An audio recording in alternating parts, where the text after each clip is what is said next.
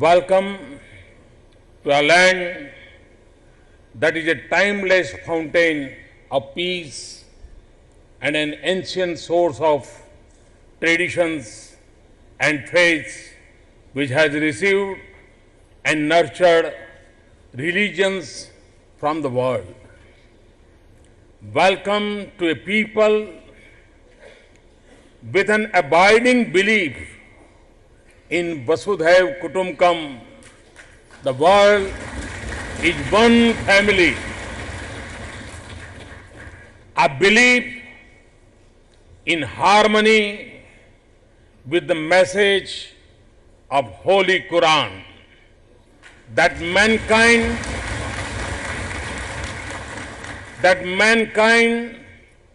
were one community, then they differed among themselves. A creed accord in the words of the great Persian Sufi poet Sadi, written in the United Nations, that human beings come from the same source. We are one family. Welcome to the ancient city of Delhi, built by the genius of diverse peoples, cultures, and faiths. Like our nation, the city's heart has a place for every faith, from those with few followers to those with billion believers. It is a magnificent shrine, includes the dargahs of great Sufi saints Mahbub-e-Ilahi and Hazrat Bakhtar Kafi that draw people from all faiths and all corners of the world. This is an extraordinary event of great importance to the world at a critical time for humanity. At a time when the dark shadow of violence is becoming longer, you are the noor, or the light of a hope.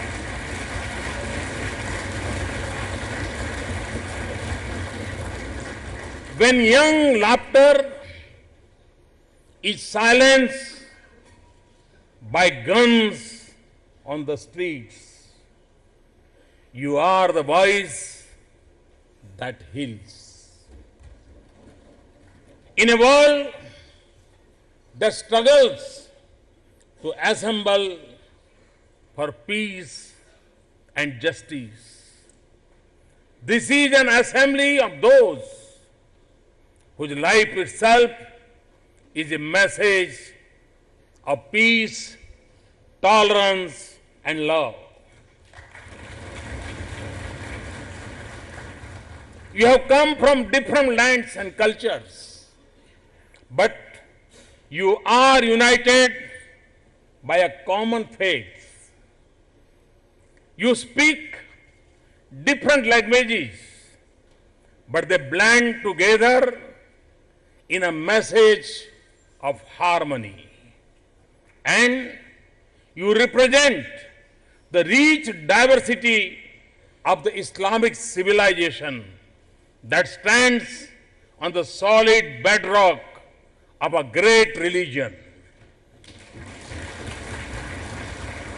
It is a civilization that reached great heights by the 15th century in science, medicine, literature, art, architecture, and commerce.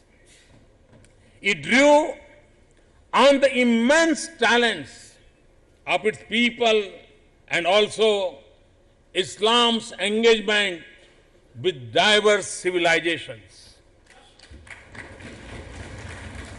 Ancient Egypt, Mesopotamia and Africa, the Persian Central Asian and Caucasian lands, the regions of East area, and with Buddhism and Indian philosophy and science. As it enriched itself, it also enriched the world. It set once again an enduring lesson of human history. It is through openness and inquiry, engagement and accommodation, and respect for diversity that humanity advances, nations progress, and the world prospers. And this is the message of Sufism, one of the greatest contributions of Islam to this world. From its origins in Egypt and West Asia, Sufism traveled to distant lands, holding aloft the banner of faith and the flag of human values.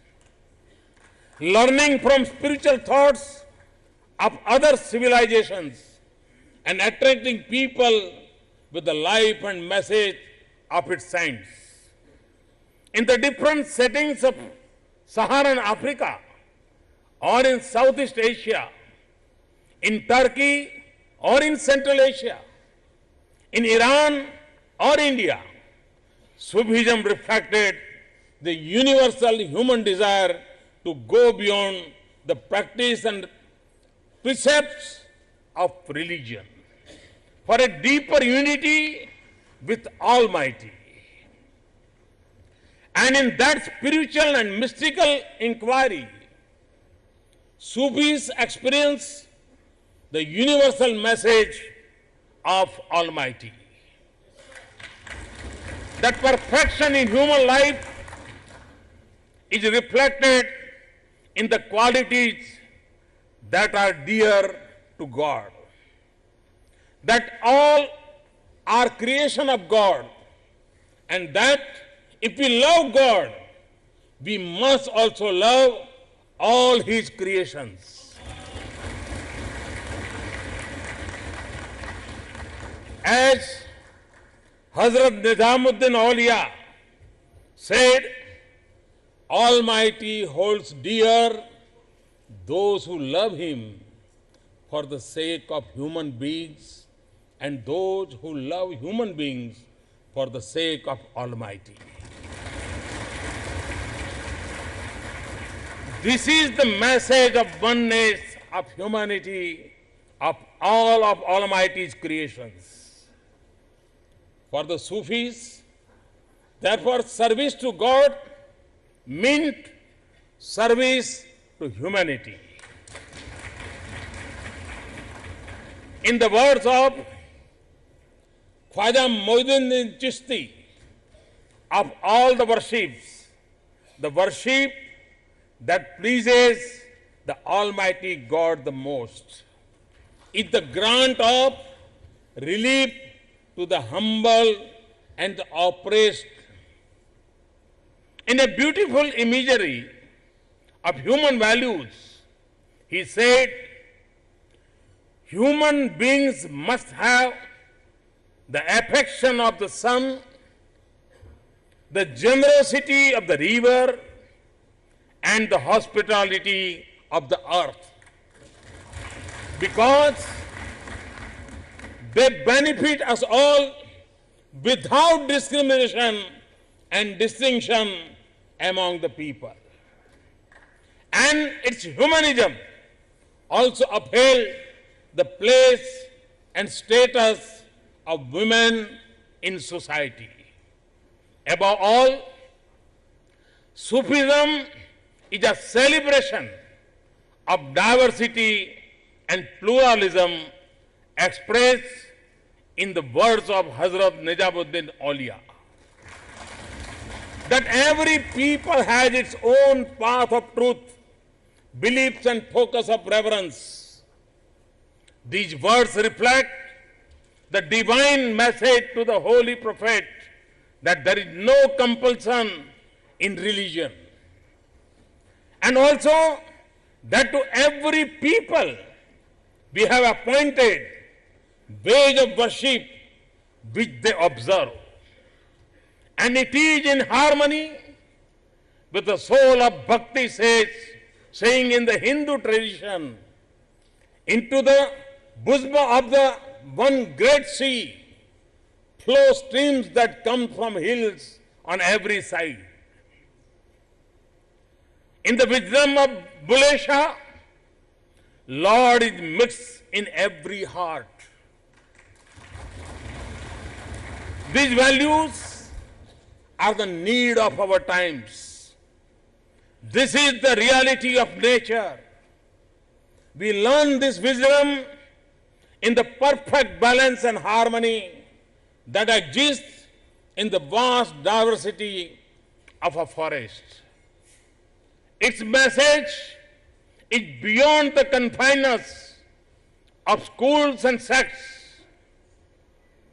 It is a spiritual quest that traces its origin from the Holy Prophet and the fundamental values of Islam, which literally means peace.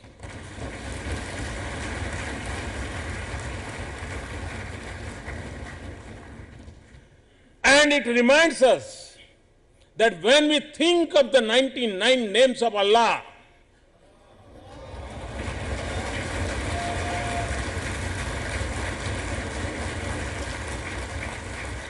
none stands for force and violence. And that the first two names denote compassionate and merciful. Allah is Rahman and Rahim.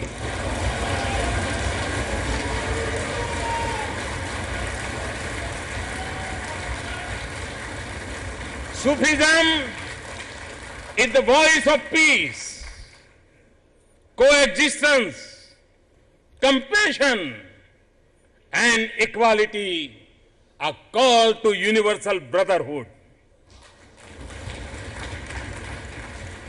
And just as India became a principal center of Islamic civilization, our nation also emerged as one of the most vibrant hubs of Sufism.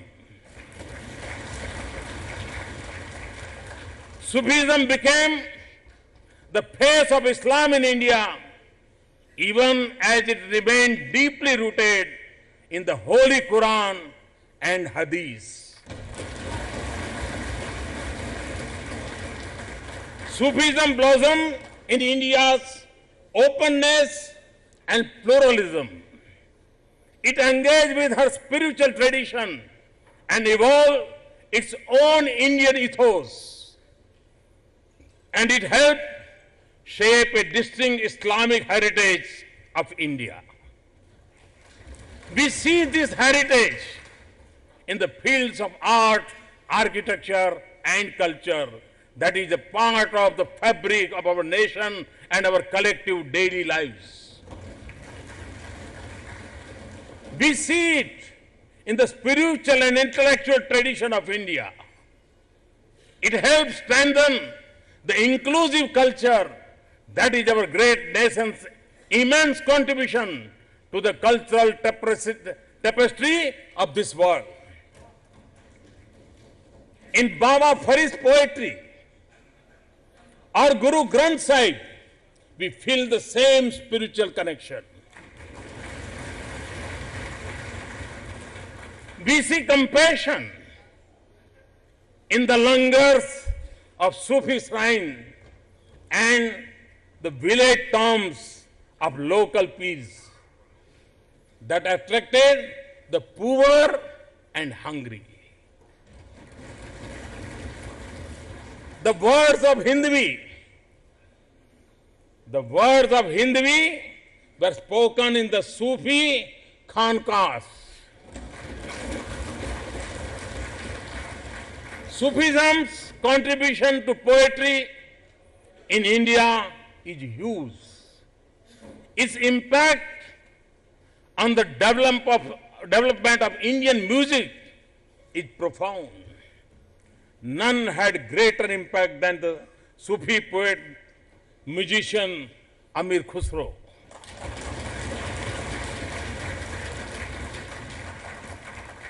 8 centuries later, his poetry and musical innovation continue to be a part of the soul of Hindustani music. No one had spoken of Indian music with such passion as he had. Who else could have expressed love for India so beautifully as he did?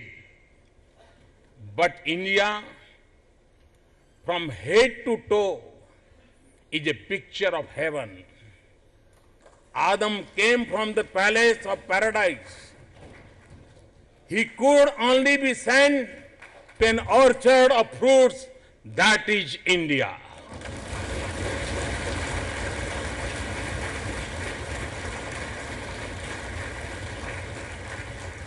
If India is not paradise, how could it be made the abode of the peacock, the birds of paradise? It is this spirit of Sufism, the love for their country and the pride in their nation, that define the Muslims in India. They reflect the timeless culture of peace, diversity, and equality of faith of our land. They are steeped in the democratic tradition of India, confident of their place in the country, and invested in the future of their nation. And above all, they are shaped by the value of the Islamic heritage of India. It affords the highest ideals of Islam and have always rejected the forces of terrorism and extremism. Now as they travel to different parts of the world, they are the ambassadors of the values and traditions of our nation. As a nation, we stood against colonialism and in our struggle for freedom.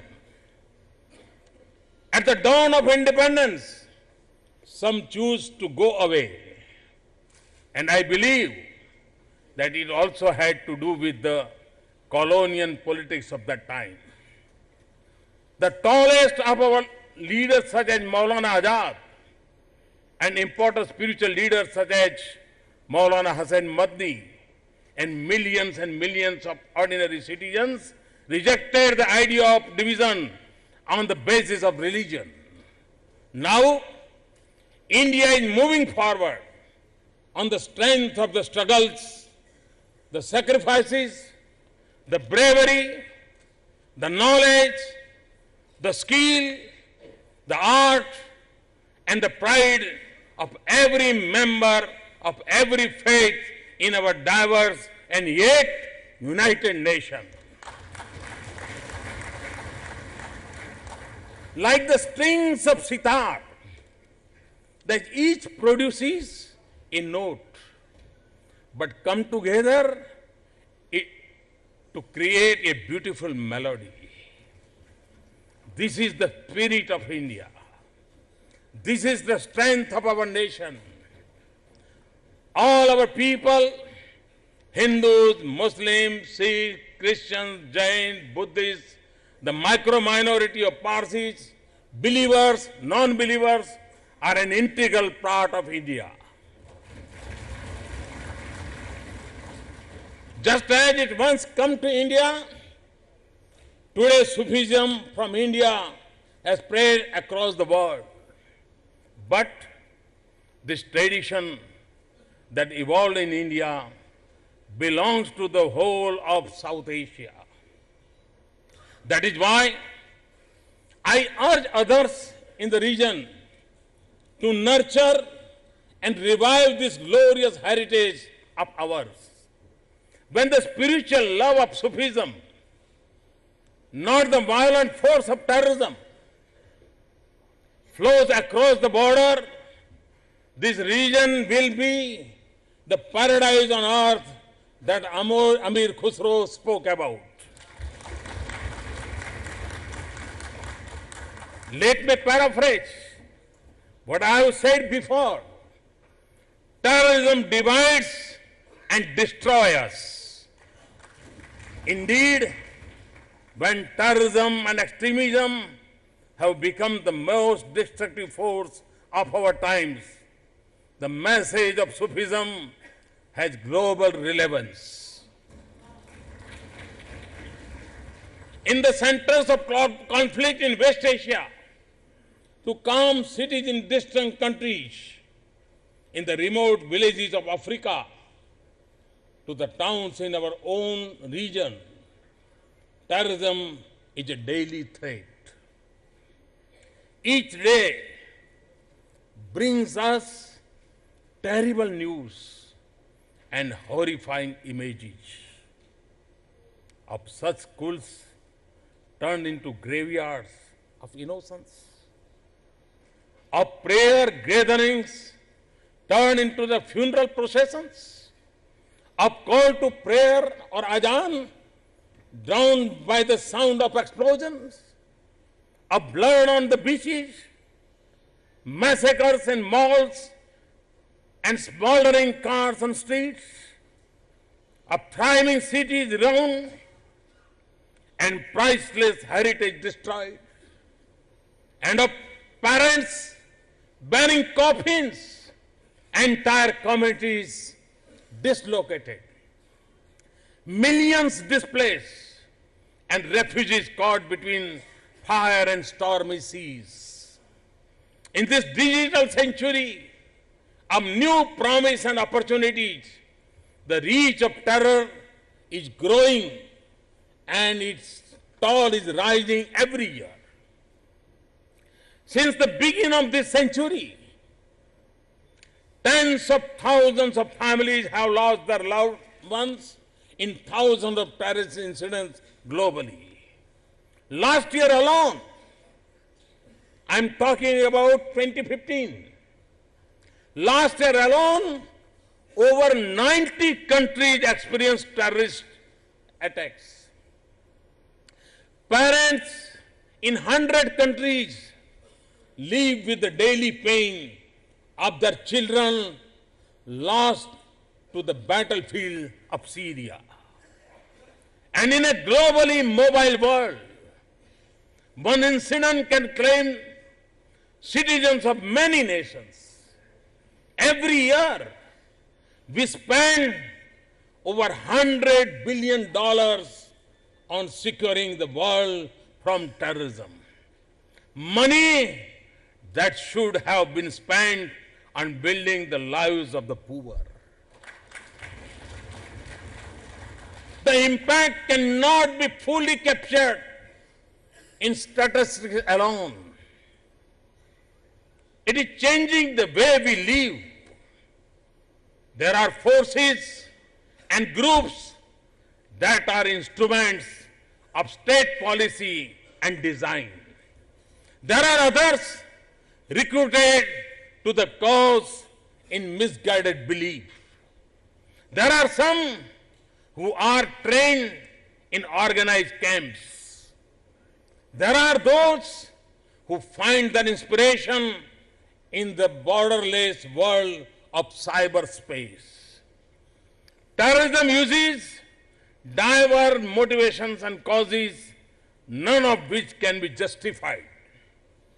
Terrorists distort a religion whose cause they profess to support.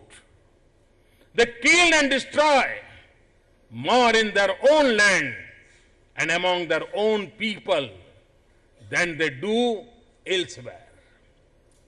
And they are putting entire regions to peril and making the world more insecure and violent. The fight against terrorism is not a confrontation against any religion. It cannot be. It is a struggle between the values of humanism and the forces of inhumanity. It is not a conflict to be fought only through military, intelligence, or diplomatic means. It is also a battle that must be won through the strength of our values and the real message of religions. As I have said before, we must reject a link between terrorism and religion. Those who spread terror in the name of religion are anti-religious. And we must advance the message of Sufism that stands for the principles of Islam and the highest human values. This is a task that states, societies, sages, scholars, and families must pursue. However, to me, the message of Sufism is not just confined to combating terrorism.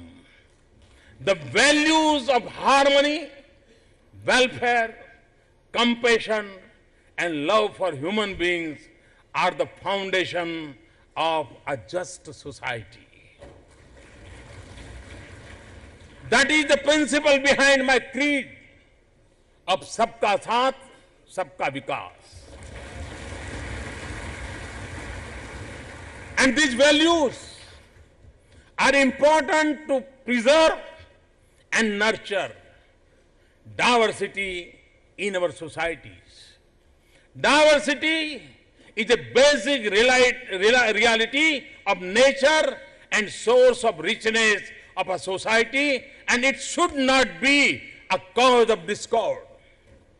We need not just constitutional provisions or legal safeguards, but also social values, an inclusive and peaceful society in which everyone belongs, secure about his rights, and confident of her future. This is also a time of great flux and transition in the world. The middle of the last century was an important turning point in history. A new world order emerged. Many new nations were born. At the beginning of the new century, we are at another point of transformation on a scale rarely seen in human history.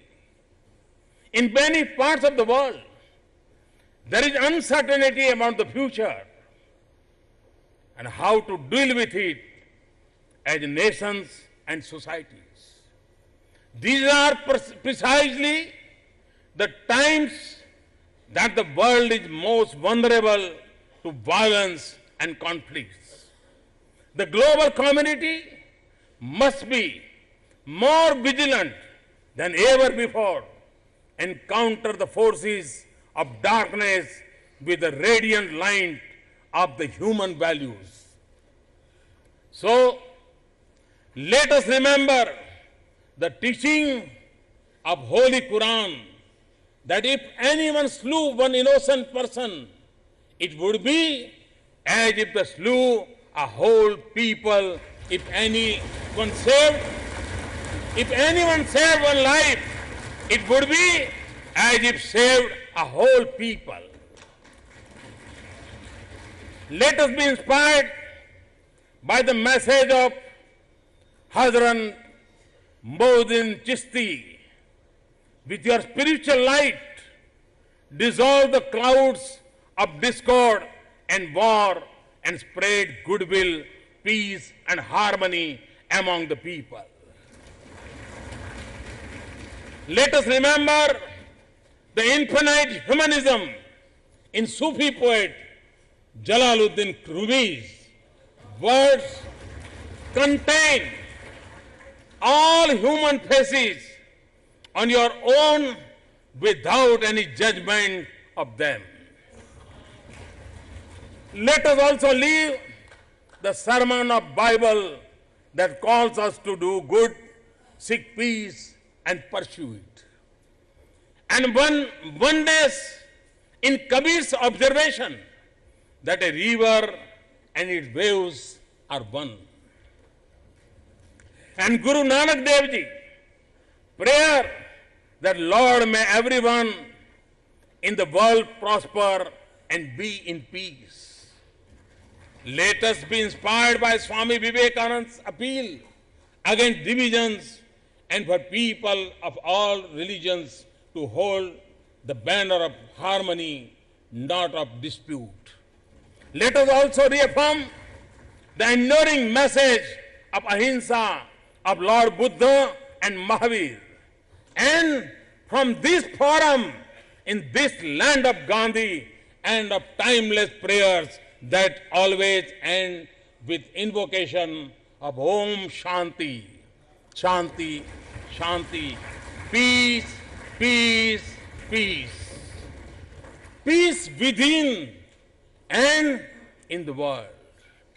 Let us therefore send a message to the world, a melody of harmony and humanity, the embrace of diversity, the spirit of oneness, of service with compassion and generosity, a resolve against terrorism, a rejection of extremism, and a determination to advance peace. Let us challenge the forces of violence with the kindness of our love and universal human values. And lastly, let us restore the light of hope and turn this world into a garden of peace. Thank you for being here. Thank you for what you stand for. Thank you. Thank you. Thank you for the role you are playing in building a better world. Thank you very much. Thanks a lot. यहाँ किसी को कोई रास्ता नहीं देता, यहाँ किसी को कोई रास्ता नहीं देता, मुझे गिरा